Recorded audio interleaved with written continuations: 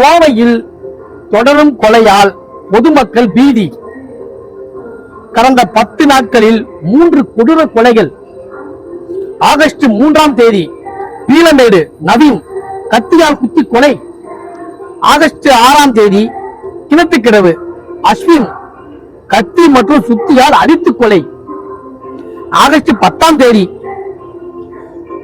ஒத்தக்கால் மண்டபம் அமுதன் கல்லூரி மாணவர் 20க்கும் மேற்பட்டோரால் அடித்து கொலை. புதுக்கோட்டை இலுப்பூர் அருகே முன்னாள் ஊராட்சி மன்ற தலைவர் நாகராஜ் தலை துண்டிக்கப்பட்டு கொலை. நீ என்ன சொல்ற? காதலுக்கு எதிர்ப்பு தெரிவித்த காரணமாக திருப்பூர் மாவட்டம் பல்லடத்தில் காதலி மற்றும் அவரது தாய் வெட்டி கொலை. மனைவியை கொலை செய்த கணவன்.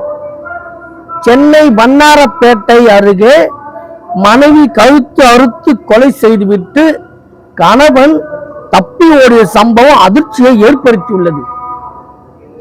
குடிப்பழக்கத்திற்கு அடிமையான கணவன் சிவாவை அவரது மனைவி வெண்ணிலா கண்டித்ததால் இந்த கொலை நடந்துள்ளது என்பது காவல்துறை விசாரணையில் தெரிய வந்துள்ளது.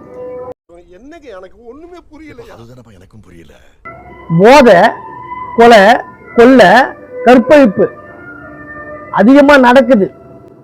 இதெல்லாம் மக்களுக்கு எப்படி தெரியும்? முன்ன பின்ன பேப்பர் படிச்சிருந்தா நாட்டில் என்ன நடக்குதுன்னு தெரிஞ்சிருக்கும்.